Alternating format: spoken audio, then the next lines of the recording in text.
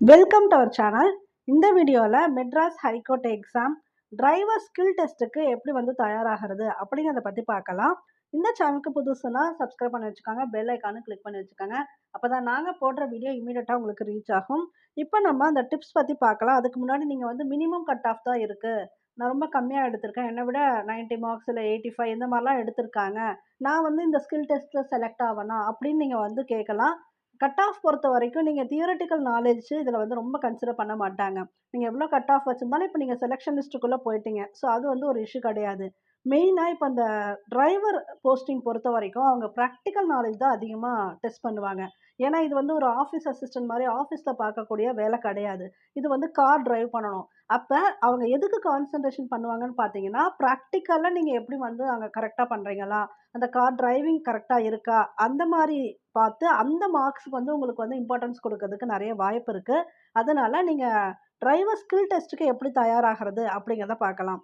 இப்போ டிரைவிங் பொறுத்தவரைக்கும் நீங்க லைசென்ஸ் எடுக்கும்போதே சில ப்ரொசீஜர்ஸ்லாம் ஃபாலோ பண்ணியிருப்பீங்க. உங்களுக்கு சொல்லிக் குடுத்துருப்பாங்க. லைசென்ஸ்க்காக நீங்க கார் ஓட்ட கத்துக்கிட்டு இருக்கும்போது, லைசென்ஸ் வாங்கும்போதே சில ப்ரொசீஜர்ஸ் தெரியும். நீங்க அதையே ஃபாலோ பண்ண வேண்டியது தான். இதில வேற புதுசா நீங்க கத்துக்கிறதுக்கு எதுவுமே இல்ல. ஜஸ்ட் சில பேசிக் ப்ரொசீஜர்ஸ் உங்களுக்கு தெரியுதா அப்படிங்கிறத அவங்க டெஸ்ட் பண்ணுவாங்க. அப்புறம் கார் எந்த அளவுக்கு நீங்க கரெக்ட்டா டிரைவ் பண்றீங்க அப்படிங்கிறத பார்ப்பாங்க. இப்போ ஃபார் எக்ஸாம்பிள் நீங்க கார ஸ்டார்ட் பண்ணும்போது, எப்பவுமே நம்ம டிரைவிங் லைசென்ஸ் எடுக்கும்போதே இந்த ஸ்டார்ட்டிங் ப்ராப்ளம் வரும். அந்த மாரி கார் ஸ்டார்ட் பண்ண உடனே நிறுத்தக்கூடாது. அது அப்பவே லைசென்ஸ்லயே ப்ராப்ளம் ஆகும். அது உங்களுக்கு தெரியும். இப்போ நீங்க ஒரு எக்ஸ்பீரியன்ஸ்டு டிரைவரா இருந்தா அது இஷ்யூவே கிடையாது. கண்டிப்பா உங்களுக்கு அந்த ஸ்டார்ட்டிங் ட்ரபிள் வராது. ஒருவேளை நீங்க இப்போ எக்ஸாம் எழுதிட்டீங்க.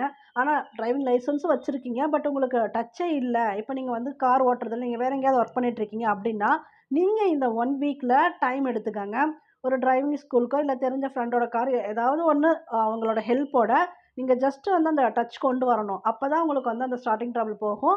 எக்ஸ்பீரியன்ஸ்டு டிரைவரா இருக்கேன், நான் இப்பவும் டிரைவர் தான், அதனால எனக்கு இஷ்யூ இல்லன்னா, நீங்க அது ரிஸ்க் எடுக்க வேணாம். நீங்க ஆஸ் யூசுவல் வண்டி ஓட்டுற மாரியே ஓட்டலாம். தென் சீட் பெல்ட் கண்டிப்பா அணிஞ்சுக்கணும். அது ஒரு பேசிக் ப்ரொசீஜர். கார்ல ஏறி உட்கார்ந்த உடனேமே கண்டிப்பா சீட் பெல்ட், அதுவும் ஃப்ரண்ட்ல உட்கார்றவங்க 2 பேருமே சீட் பெல்ட் போடணும். அது பேசிக் ப்ரொசீஜர். அத நீங்க ஃபாலோ பண்ணணும். அதெல்லாம் அவங்க பார்ப்பாங்க. தென் எப்படி ஹேண்டில் பண்றீங்க? கிளட்ச் இந்த ஸ்மூத்தா விடுறீங்களா? அது கரெக்ட்டா பிரேக் போடுறீங்களா? இப்ப டிரைவ் பண்ணிட்டே இருக்கீங்க. அ ஒரு சடன் பிரேக் போடணும்னாலும் நீங்க அத ஸ்மூத்தா ஹேண்டில் பண்றீங்களா? அப்படிங்கிறதெல்லாம் பார்ப்பாங்க. அப்புறம் இப்ப அந்த ரோட்ல அந்த சிக்னல்ஸ் எல்லாம் இருக்கும். லைக் அந்த ரோட் டிரான்ஸ்போர்ட்டுக்கு உரிய சில வழிமுறைகள் இருக்கும் இல்லையா? அந்த சிம்பல்ஸ் அதெல்லாம் நீங்க ஓரளவுக்கு ஃபாலோ பண்றீங்களா? திடீர்னு இப்ப போயிட்டே இருக்கீங்க. இது என்னப்பா இதுன்னு கேட்கலாம். ஒரு யூ டர்ன் அங்க குடுத்துருக்கலாம். இது என்னன்னு கேட்கலாம். இல்ல லெஃப்ட் சிம்பல் குடுத்துருக்கலாம். இல்ல ரைட் சிம்பல். இல்ல இந்த இடத்துல போகக்கூடாதுன்னு தடை குடுத்துருக்கலாம். சப்போஸ் நீங்க டிரைவ் பண்ணிட்டு இருக்கும்போது நெறைய இடத்துல இப்ப ரோட்ல எல்லாமே இருக்கும். அது முதல்ல அது இன்ஃபர்மேட்டிவ் சைனா?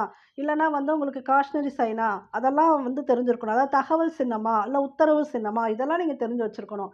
இது ரொம்ப பேசிக் தான். இத பத்தி நான் வீடியோஸ் கூட போட்டிருக்கேன். நான் கடைசியா அத பத்தி சொல்றேன். இல்லனாலும் நீங்க நெட்ல போயிட்டு சர்ச் பண்ணீங்கன்னா கூட அந்த பேசிக் சயின்ஸ் எல்லாமே உங்களுக்கு பிரிண்ட்லயே தெளிவா தமிழ்ல போட்டீங்கன்னா கூட கிடைக்கும். அதெல்லாம் கூட பார்த்து வச்சுக்கங்க. அதெல்லாம் உங்களுக்கு பேசிக்கா தெரிஞ்சிருக்கணும். டிரைவிங் கரெக்ட்டா நீங்க டிரைவ் பண்ணணும். கியர் கரெக்ட்டா மாத்துறீங்களா? அது பார்ப்பாங்க. அது மாரி ஸ்பீட் பிரேக்கர்லலாம் எந்த கியர் எடுக்குறீங்க? அதெல்லாம் பார்ப்பாங்க. ஏன்னா நீங்க டப்புன்னு தூக்கி போடுற மாரிலாம் ஓட்டுனா அவங்க கண்டிப்பா கண்டுபிடிச்சுருவாங்க. இவங்க எக்ஸ்பீரியன்ஸ் டிரைவரா? இல்ல யூசுவலா ஓட்டிட்டு இருக்காங்களா? இப்ப புதுசா இந்த மாரி ஓட்டுறாங்களான்னு தெளிவா கண்டுபிடிச்சுருவாங்க. ஸ்பீட் பிரேக்கர்லலாம் கவனம் வேணும். இன்னொன்னு இப்ப என்னதான் எக்ஸ்பீரியன்ஸ்டு டிரைவரா இருந்தா கூட, இப்ப டெஸ்ட்டுன்னு வரும்போது ஒரு பிராக்டிகல் மாரி நம்மள கண்டக்ட் பண்ணும்போது அந்த டென்ஷன்லயே இருப்பீங்க. அது முதல்ல இருக்க வேணாம். முதல்ல உங்க கூட இருக்கவங்க எல்லாம் இப்ப நம்ம ஃபேமிலிக்கு ட்ரிப் போகும்போது எப்படி இருப்போம்? அந்த மாரி ஒரு கான்ஷியஸ் இருந்தா ஓகே. மத்தபடி நம்ம டெஸ்ட் அட்டெண்ட் பண்ணிட்டு இருக்கோம். ஆனா அதுக்காக இப்ப டிரைவிங் பொறுத்தவரைக்கும் அந்த டென்ஷன்லயே விட்டுருவீங்க. எத புடிக்கிறது, பிரேக்க போடுறோமா, இல்ல என்ன போடுறோம் அந்த டென்ஷன் அதெல்லாம் வேணாம். ரிலாக்ஸாவே ஓட்டலாம். நீங்க கூட இருக்கவங்க அப்படி நெனச்சுக்கிட்டு, வீட்ல இருக்கவங்கன்னு நெனச்சுக்கிட்டு, நீங்க பாட்டுக்கு அவங்க ஏதாவது ஆன்சர் கேட்டாங்கன்னா, பதில் சொல்லிட்டு லைட்டா நீங்க ஆனா உங்களுக்கு என்ன கான்சன்ட்ரேஷன் இருக்கணும்னா, நீங்க டிரைவ் பண்ணும்போது கரெக்ட்டா கான்சன்ட்ரேஷன் இருக்கணும். அது பார்த்துக்கங்க. அப்புறம் சில என்ஜின் டைப் ஆஃப் கொஸ்டின்ஸ்லாம் ரொம்ப கேட்பாங்கன்னு தெரியல.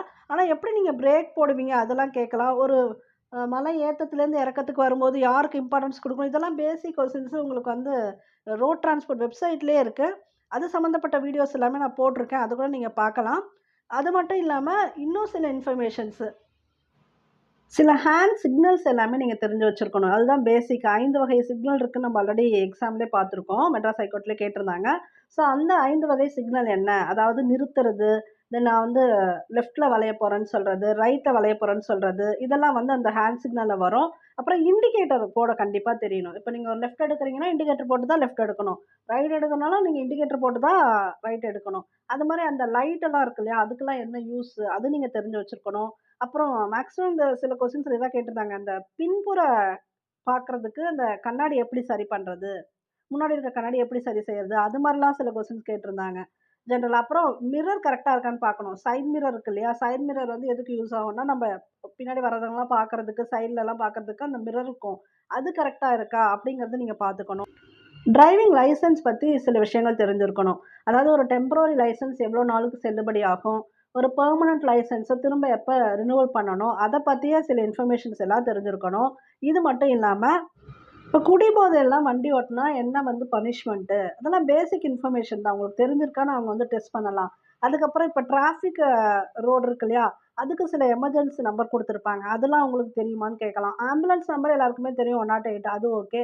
இப்ப சம்டைம்ஸ் வேற ஏதாவது இன்ஃபர்மேஷன் இப்ப டிராஃபிக் சம்மந்தமான எமர்ஜென்சி நம்பர்ஸ் இருக்கலாம். அது மட்டும் தெரிஞ்சு வச்சுக்கங்க. வேற ஏதாவது ஆப் புதுசா இந்த மாரி டிரைவிங் சம்மந்தமா வந்திருக்கா அப்படின்னு சர்ச் பண்ணுங்க. அது மாரி இருந்தா 102 தெரிஞ்சு வச்சுக்கங்க. இவ்வளோதான் உங்களுக்கு பேசிக் மேக்ஸிமம் இது சம்மந்தமா தான் கேட்பாங்க. வேற யாராவது நீங்க வந்து ஆல்ரெடி இந்த மாரி அட்டெண்ட் பண்ணியிருக்கீங்க பிராக்டிகல்னா கமெண்ட்ல போடுங்க. இப்ப போய் அட்டெண்ட் பண்றவங்களுக்கு யூஸ்ஃபுல்லா இருக்கும். நீங்க சில இன்ஃபர்மேஷன் இது சம்மந்தமான வீடியோஸ் எல்லாமே நான் ரீசென்ட்டா போட்டிருக்கேன். ஏன்னா டிஎன்எஸ்டிசி டிரைவர் கம் கண்டக்டர் எக்ஸாம்க்கு கொஸ்டின்ஸ் ரெடி பண்ணும்போது, உங்களுக்கு ப்ரீவியஸ் இயர்ல மெட்ராஸ் ஹைகோர்ட்ல இருக்கக்கூடிய எல்லா கொஸ்டின்ஸுமே நான் வீடியோவா போட்டிருக்கேன். அது மட்டும் இல்லாம இப்ப உங்களுக்கு வெப்சைட்ல இருக்கு இல்லையா? ரோட் டிரான்ஸ்போர்ட் அந்த வெப்சைட்ல இருக்கக்கூடிய எல்லா கொஸ்டின்ஸ் சிம்பலு, சில பேசிக் நீடு அது எல்லாமே குடுத்துருப்பாங்கல்ல. அது எல்லாமே நான் வந்து வீடியோவா போட்டுருக்கேன். அதுக்குரிய லிங்க் வந்து இங்க நான் டிஸ்கிரிப்ஷன்ல குடுக்குறேன். அத வந்து பார்த்துக்கங்க. அப்படி டிஸ்கிரிப்ஷன்ல போய் உங்களுக்கு லிங்க் எடுக்க தெரியலனாலும், ஜஸ்ட் சேனலுக்குள்ள வந்துட்டு, ஹோம் பக்கத்துல வீடியோஸ்ன்னு இருக்கு இல்லையா? அந்த வீடியோஸ் வந்து நீங்க டச் பண்ணீங்கன்னா, ரீசென்ட்டா இப்ப இந்த ஒரு 1 1/2 மந்த்ஸா நான் இது ரிப்பீட்டடா இந்த கன்டென்ட் போட்டுட்டே இருப்பேன். ஒரு நாள் விட்டு ஒரு நாள் போட்டிருப்பேன். அந்த வீடியோஸ் எல்லாம் பாருங்க. உங்களுக்கு ரொம்ப யூஸ்ஃபுல்லா இருக்கும். ஸோ நீங்க வந்து நல்லா அட்டெம்ப்ட் பண்ணுங்க. All the best. Thank you for வாட்சிங்.